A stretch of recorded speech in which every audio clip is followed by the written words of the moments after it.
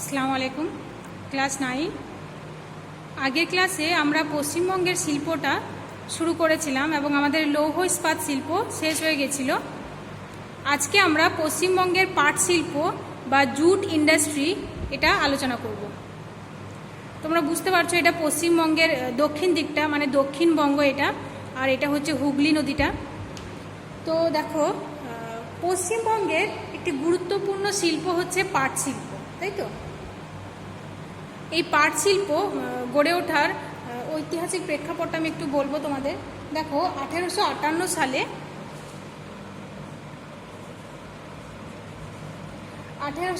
সালে George Auckland নামক একজন শিল্পপতি, জর্জ অকল্যান্ড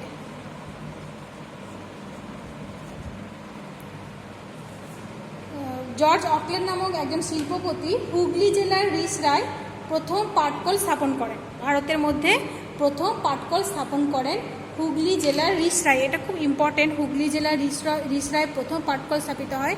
এটা খুবই ইম্পর্টেন্ট, তোমরা মনে রাখবে। হুগলি জেলার রিসরায়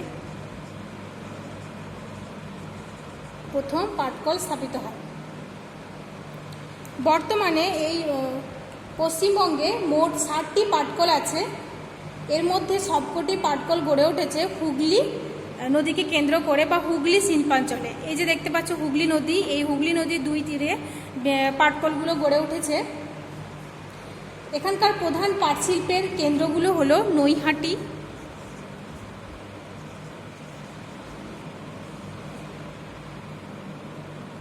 কাকিনাড়া, ব্যারাকপুর,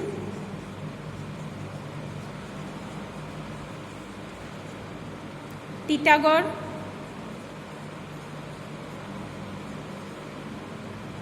আগরপাড়া,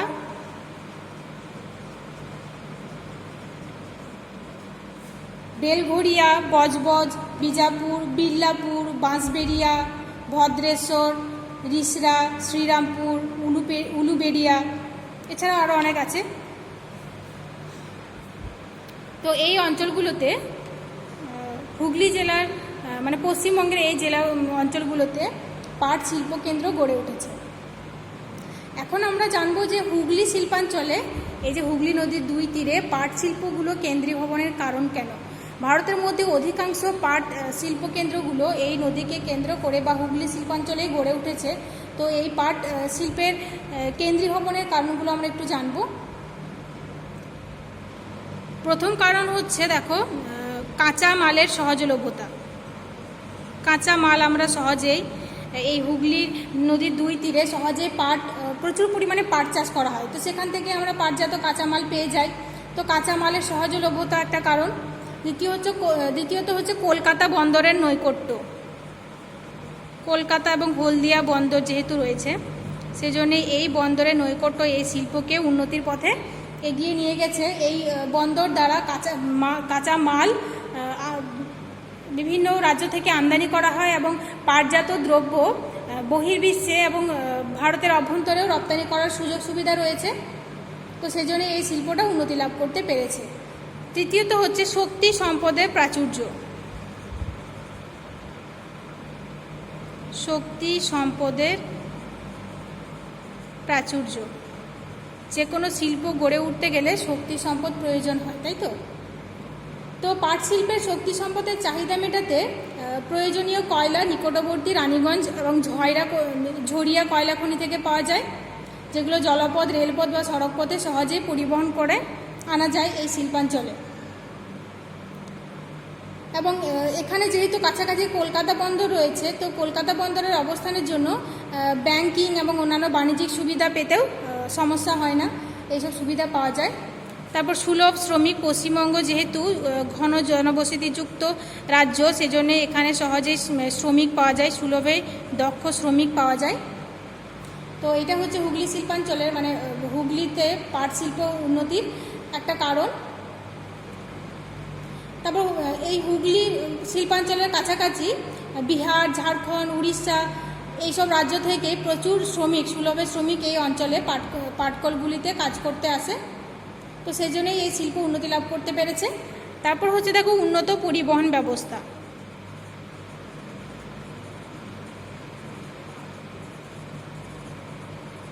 এই উন্নত পরিবহন ব্যবস্থা এই পাট শিল্পটিকে উন্নতির পথে এগিয়ে নিয়ে গেছে। এই হুগলি শিল্পাঞ্চলের সড়কপথ, রেলপথ এবং জলপথের দিক দিয়ে যেহেতু উন্নত এই শিল্পাঞ্চল, সেই জন্যই এই শিল্প গড়ে উঠতে পেরেছে। তারপর সুলভে জল, গঙ্গা নদী থেকে সুলভে জল পাওয়ার সুবিধা রয়েছে। ভাগীরথী ও হুগলি নদীর জল সুলভে পাওয়া যায় এখানে। তো সেই জন্যই এই শিল্প উন্নতি লাভ করতে পেরেছে। এখন আমরা এই শিল্পের কিছু সমস্যা আলোচনা করব। দেখো, হুগলি নদীর দুই তীরে বা হুগলি শিল্পাঞ্চলে পাটকলগুলি স্থাপন হয়েছে এবং এখানে পাট শিল্পের বেশ উন্নতি লাভ করতে পেরেছে। তবু এই শিল্পাঞ্চলে বেশ কিছু সমস্যাও তৈরি হয়েছে। সেই সমস্যাগুলো আমি একটু বলবো। পাট শিল্পের সমস্যা,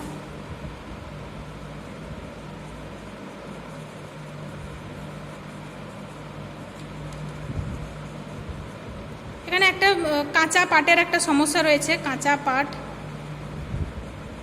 দেখো, মানে বর্তমানে এই পাটকলগুলির অধিকাংশই বাংলাদেশে অবস্থান করছে এবং বাংলাদেশে যে উন্নত মানের পাট উৎপাদন করা হয়, পশ্চিমবঙ্গে সেরকম উন্নত মানের পাট চাষ করা হয় না। পশ্চিমবঙ্গের পাটটা হচ্ছে সাদা পাট আর বাংলাদেশের পাটটা হচ্ছে তোষা পাট। তো পশ্চিমবঙ্গে উন্নত মানের পাট যেহেতু চাষ করা হচ্ছে না, সেই জন্য কাঁচা পাটের একটা সমস্যা রয়েছে। তো যার ফলে পাট শিল্পের কিছু সমস্যা দেখা দিচ্ছে। আর পুরনো যন্ত্রপাতির ব্যবহার, পশ্চিমবঙ্গের পাটকলগুলিতে পুরনো যন্ত্রপাতি ব্যবহার করা হয়। তো যার ফলে পাটজাত দ্রব্য তৈরি করতে কিছু সমস্যা দেখা দিচ্ছে। মানে পাটজাত দ্রব্য বেশি পরিমাণে তৈরি করা সম্ভব হয় না। তো তার ফলে পাট শিল্পের কিছু সমস্যা দেখা দিচ্ছে।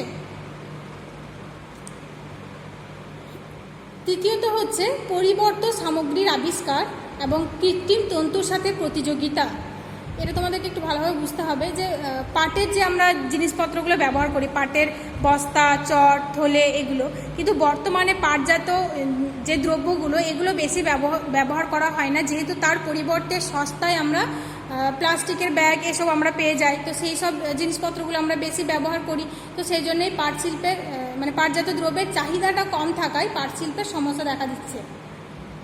তারপর বহির্বিশ্বের সঙ্গে একটা প্রতিযোগিতা তৈরি হয়েছে।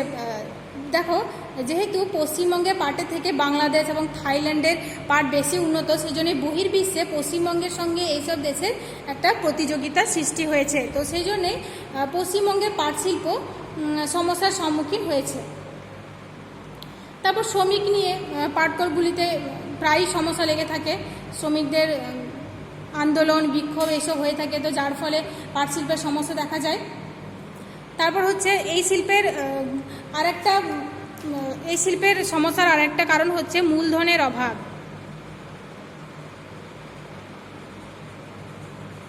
পাট শিল্পের আরেকটা সমস্যা আরেকটা হচ্ছে পরিচালন ব্যবস্থা ত্রুটি।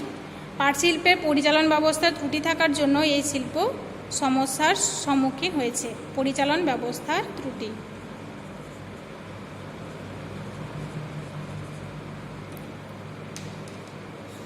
তারপর দেখো, এই যে কর্মী ছাঁটাই, তারপর এই পাটকলগুলিতে কখনো কখনো লক আউট হয়ে যায়। তো এইসবের কারণে পাটের উৎপাদন কমে যাচ্ছে। আর এই উৎপাদন কম হওয়ার জন্য এই শিল্প সমস্যার সম্মুখীন হচ্ছে। অনিয়মিত বিদ্যুৎ সরবরাহ, অনেক সময় বিদ্যুৎ সরবরাহ বন্ধ হয়ে যায়। অনিয়মিত বিদ্যুৎ সরবরাহ।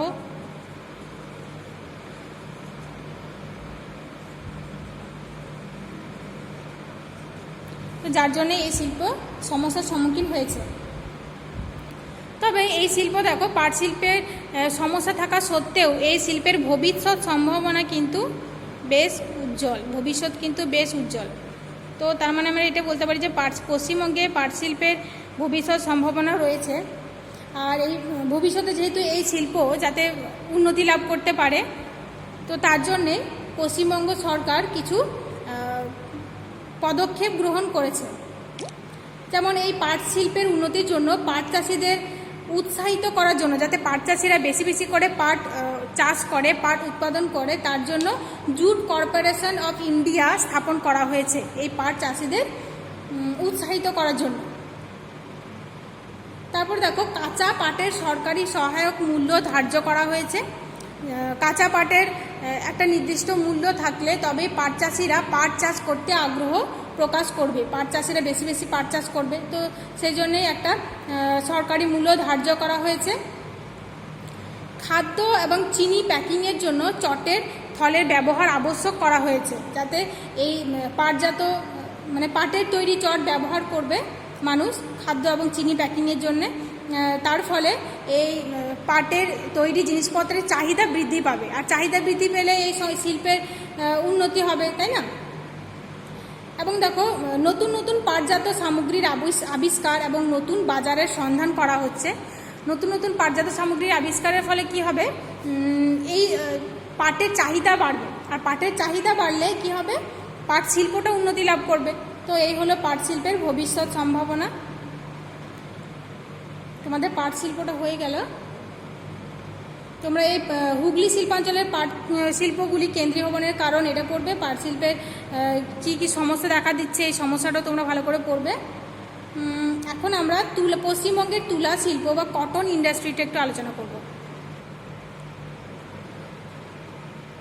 তুলা শিল্প বা কার্পাস শিল্পে পশ্চিমবঙ্গ ভারতের মধ্যে উল্লেখযোগ্য স্থান করে আছে। ভারতের প্রথম কার্পাস শিল্পটি গড়ে উঠেছে হাওড়া জেলার ঘুষুরিতে। এটা তোমরা মনে রাখবে। প্রথম কোথায় তৈরি হয়? হাওড়া জেলার ঘুষুরিতে।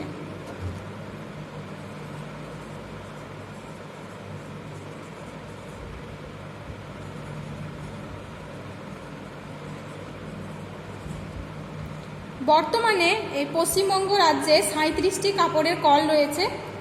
পশ্চিমবঙ্গে হাওড়া, শ্রীরামপুর, শ্যামনগর, হাওড়া,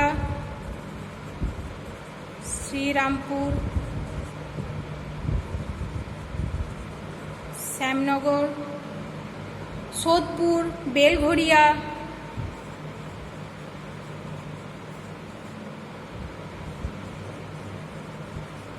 পানিহাটি, পলতা, মৌরিগ্রাম, ফুলেশ্বর, কল্যাণী, মেদিনীপুরের তাম্রলিপ্ত কোঅপারেটিভ স্পিনিং মিলস, বড়জোড়ার কংসাবতী কোঅপারেটিভ স্পিনিং মিলস, এইসব জায়গাগুলিতে কাপড়ের কল গড়ে উঠেছে। তো দেখো, পশ্চিমবঙ্গের এই অঞ্চলগুলোতে এইসব জায়গাগুলো, যেমন এই যে বললাম শ্রীরামপুরে West Bengal cooperative spinning mills, তারপর ফুলেশ্বর কল্যাণীতে কল্যাণী স্পিনিং মিলস, মেদিনীপুরে তাম্রলিপ্ত কোঅপারেটিভ স্পিনিং মিলস গড়ে উঠেছে। তো এইসব মানে কার্পাস বয়ন শিল্প কেন্দ্রগুলি গড়ে ওঠার কারণ কি, পশ্চিমবঙ্গে এত কাপড়ের কল তৈরি হওয়ার কারণগুলো আমরা আলোচনা করব। দেখো, প্রথমত হচ্ছে অনুকূল পরিবেশ। তো পশ্চিমবঙ্গের মানে তুলো চাষের অনুকূল পরিবেশগুলো, মানে তুলো শিল্প তৈরি হওয়ার অনুকূল পরিবেশ একটু আমরা আলোচনা করব। প্রথমেই দেখো কাঁচামাল, প্রথমে বলবো কাঁচামাল। দেখো, পশ্চিমবঙ্গে কিন্তু কার্পাস বয়ন শিল্পের কাঁচামাল সেরকম তৈরি হয় না। তো কাঁচামালের জন্য পশ্চিমবঙ্গ গুজরাট রাজ্য থেকে কাঁচামাল আমদানি করে। এই কার্পাস শিল্পের কাঁচামাল মহারাষ্ট্র এবং গুজরাট থেকে আমদানি করে। এবং এই অঞ্চলের আর্দ্র জলবায়ু, পশ্চিমবঙ্গের আর্দ্র জলবায়ু এই তুলো শিল্পের উন্নতির জন্য সহায়ক হয়েছে। পশ্চিমবঙ্গের কাছাকাছি বঙ্গোপসাগর রয়েছে এবং বঙ্গোপসাগরের যে আর্দ্র জলবায়ু তা তুলো শিল্পের জন্য উপযোগী। তারপর সুলভে বিদ্যুৎ পাওয়ার সুবিধা, সুলভ বিদ্যুৎ, এই শিল্পের জন্য প্রয়োজনীয় বিদ্যুৎ সহজেই পাওয়া যায়, তো যার জন্য এই শিল্প গড়ে উঠতে পেরেছে। বন্দরের নৈকট্য, বন্দরের নৈকট্য বলতে আমরা বলবো যে কলকাতা এবং হলদিয়া বন্দরের নৈকট্য এই শিল্পের উন্নতিতে সহায়ক হয়েছে। চাহিদা, এই কার্পাস বস্ত্রের চাহিদা পশ্চিমবঙ্গ এবং ভারত ছাড়াও বহির্বিশ্বের চাহিদা অনেক বেশি, তো সেই জন্যই পশ্চিমবঙ্গের এই কার্পাস বয়ন শিল্প গড়ে উঠতে পেরেছে। তারপর দেখো পরিবহন ব্যবস্থা। পশ্চিমবঙ্গের সড়কপথ ও রেলপথ যথেষ্ট উন্নত, আর এই উন্নত পরিবহন ব্যবস্থার জন্যই পশ্চিমবঙ্গে কার্পাস বয়ন শিল্প বা তুলো শিল্প উন্নতি লাভ করেছে। মূলধনের সুযোগ সুবিধা রয়েছে। এই পশ্চিমবঙ্গে এই তুলো শিল্প স্থাপনের জন্য উপযুক্ত পরিবেশ থাকায় বিভিন্ন শিল্পপতিরা এই শিল্পের জন্য মূলধন বিনিয়োগ করছে, তো তার ফলে এই শিল্প উন্নতি লাভ করেছে। তো দেখো যে পয়েন্টগুলো আমি বললাম এগুলো ভালো করে করবে। তুলো শিল্পের অনুকূল পরিবেশের মধ্যে দেখো কাঁচা মাল পাওয়ার সুবিধা থাকছে, বাইরে থেকে আমদানি করা হচ্ছে, আর্দ্র জলবায়ু, সুলভে বিদ্যুৎ পাওয়ার সুবিধা, বন্দরে নৈকট্য, সুলভে শ্রমিক পাওয়া যাচ্ছে। এই শিল্পের প্রচুর চাহিদা রয়েছে, এই শিল্পজাত দ্রব্যের চাহিদা। তারপর পরিবহন ব্যবস্থার উন্নতি, তারপর মূলধন বিনিয়োগ করা হচ্ছে, আর পর্যাপ্ত পরিমাণ জল এখানে হুগলি নদী থেকে প্রচুর পরিমাণে পাওয়া যাচ্ছে, তো সেই জন্যই এই শিল্প উন্নতি লাভ করতে পেরেছে। তবে পশ্চিমবঙ্গে এই তুলো শিল্পের বেশ কিছু সমস্যাও রয়েছে। সমস্যাগুলো কি? সমস্যাগুলো হচ্ছে দেখো কাঁচা মালের অভাব। পশ্চিমবঙ্গে যেহেতু কাঁচা তুলো চাষ করা হয় না, তো তার ফলে বাইরে থেকে আমদানি করা হয়, তো আমদানিকৃত তুলোর ওপরেই এই শিল্প নির্ভর, তো সেই জন্যেই এই রাজ্যে উৎপাদন ব্যয় বেশি হয়ে যায়। যতটা পরিমাণে উৎপাদন হওয়ার কথা তার থেকে কম হয়, বা উৎপাদন হলেও উৎপাদনের ব্যয়টা বেশি, যেহেতু এত দূর থেকে এই গুজরাট মহারাষ্ট্র থেকে কাঁচা তুলোটা আমদানি করা হচ্ছে, সেই জন্যই উৎপাদন ব্যয় বেশি হয়ে যায়। তারপর পুরনো যন্ত্রপাতির ব্যবহার। পুরনো যন্ত্রপাতিতেই এই রাজ্যে তুলোজাত দ্রব্য বা বস্ত্র তৈরি করা হয়, তো তার ফলে উৎপাদন কম হয়। তারপর 3 নম্বর হচ্ছে বৈদেশিক বাজারে প্রতিযোগিতা। উৎপাদিত বস্ত্রের মূল্য বেশি হয়, বৈদেশিক বাজারে এ রাজ্যের তুলো প্রতিযোগিতায় আর টিকে থাকতে পারছে না, তো সেই জন্যই এই শিল্প সমস্যার সম্মুখীন হয়েছে পশ্চিমবঙ্গে। তারপর মালিক শ্রমিকের মধ্যে অসন্তুষ্টি সৃষ্টি হয় অনেক সময়। এই কারখানাগুলোতে, এই শিল্পকেন্দ্রগুলোতে শ্রমিকরা বিক্ষোভ দেখা দেয়, শ্রমিকদের বিক্ষোভ দেখা দেয়, শ্রমিকরা আন্দোলন করতে থাকে, তো এই শ্রমিক মালিকের মধ্যে অসন্তোষের একটা সম্পর্ক তৈরি হয়, তো তার ফলে কারখানাগুলো অনেক সময় বন্ধ হয়ে পড়ে থাকে এবং তার ফলে উৎপাদনও কম হয়, আর উৎপাদন কম হলে এই শিল্পটার সমস্যার সম্মুখীন হবে, তাই তো। তারপর দেখো বর্তমানে কৃত্রিম তন্তুর আবিষ্কার হয়েছে, তো যার ফলে বর্তমানে কৃত্রিম তন্তুজাত বস্ত্রের চাহিদা বেড়ে গেছে, আর কৃত্রিম তন্তুজাত বস্ত্রের চাহিদা বাড়ায় কার্পাস বস্ত্রের চাহিদা কমে যাচ্ছে। তারপর দেখো বিদ্যুতের অভাব। অনেক সময় সুলভে যন্ত্রপাতির অভাব, বিদ্যুতের অভাব এই শিল্পের সমস্যার সৃষ্টি করছে। তারপর হস্তচালিত তাঁতের অনুন্নতি দেখা দিচ্ছে, সেই হস্তচালিত তাঁতের উন্নতি সেরকম হচ্ছে না, তো যার ফলে এই শিল্প সমস্যার সম্মুখীন হচ্ছে। তো এই হলো পশ্চিমবঙ্গে তুলো শিল্পের সমস্যা। তুলো শিল্পের উন্নতির কারণটাও বললাম, অনুকূল পরিবেশটা বললাম এবং সমস্যার কথাও বললাম। এখন বলবো যে এই সমস্যার সমাধানের জন্য কি কি ব্যবস্থাপনা নেওয়া হয়েছে। পশ্চিমবঙ্গে যে তুলোর যে মিলগুলো, সেই মিলগুলো আধুনিকীকরণ করা হচ্ছে এবং সেখানে নতুন যন্ত্রপাতি রাখা হচ্ছে, তো যার ফলে এই শিল্পের সম্প্রসারণ ঘটছে এবং চাহিদা অনুযায়ী তুলোর সুতোর সঙ্গে কৃত্রিম তন্তু মিশিয়ে অল্প মূল্যের উন্নত মানের বস্ত্র উৎপাদন করা হচ্ছে, যার ফলে এই সমস্যার অনেকটা সমাধান হচ্ছে, মানে এই শিল্প অনেকটা উন্নতি লাভ করতে পারছে। তারপর এই শিল্পের উন্নতির জন্য জাতীয় বস্ত্র সংস্থা গঠন করা হয়েছে, তো যার ফলে পশ্চিমবঙ্গের তুলো শিল্পের সমস্যার অনেকটা সমাধান হচ্ছে। তারপর দেখো যে মানে এই তুলোজাত বস্ত্র রপ্তানি বৃদ্ধির জন্য কার্পাস বস্ত্র রপ্তানি উন্নয়ন সংস্থা গঠন করা হয়েছে, তো এই কার্পাস বস্ত্র উন্নয়ন সংস্থা গঠন করার ফলে এই তুলোজাত দ্রব্যের রপ্তানি করা সুবিধা হচ্ছে।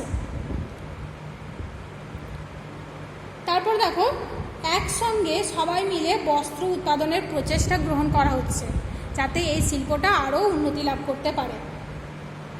তো দেখো পশ্চিমবঙ্গে এই বস্ত্র বয়ন শিল্পের উন্নতির জন্য বেশ কিছু পদক্ষেপ গ্রহণ করা হয়েছে, যার ফলে পশ্চিমবঙ্গের এই বস্ত্রশিল্পের ভবিষ্যৎ বেশ উজ্জ্বল। এই তুলো শিল্পের ভবিষ্যৎ বেশ উজ্জ্বল, তাই তো? তো তোমাদের দেখো, পাট শিল্প এবং তুলো শিল্পটা আমি বললাম, এই দুটো তোমরা ভালো করে করবে। কোথায় কোথায় পাট কল এবং তুলো শিল্পের কেন্দ্রীভবন ঘটছে সেগুলো তোমরা ভালো করে পড়বে, আর উন্নতির কারণ, সমস্যাগুলো পড়বে, আর এই সমস্যা সমাধানের জন্য কি কি ব্যবস্থা গ্রহণ করা হয়েছে সেগুলো ভালো করে পড়বে, টেক্সট বই দেখে পড়বে। আর কোনো সমস্যা থাকলে আমার সঙ্গে কন্ট্যাক্ট করবে। নেক্সট ক্লাসে আমরা ইনশাআল্লাহ চা শিল্প, খাদ্য প্রক্রিয়াকরণ শিল্প এবং তথ্য প্রযুক্তি শিল্প এগুলো আলোচনা করব। আসসালামু আলাইকুম।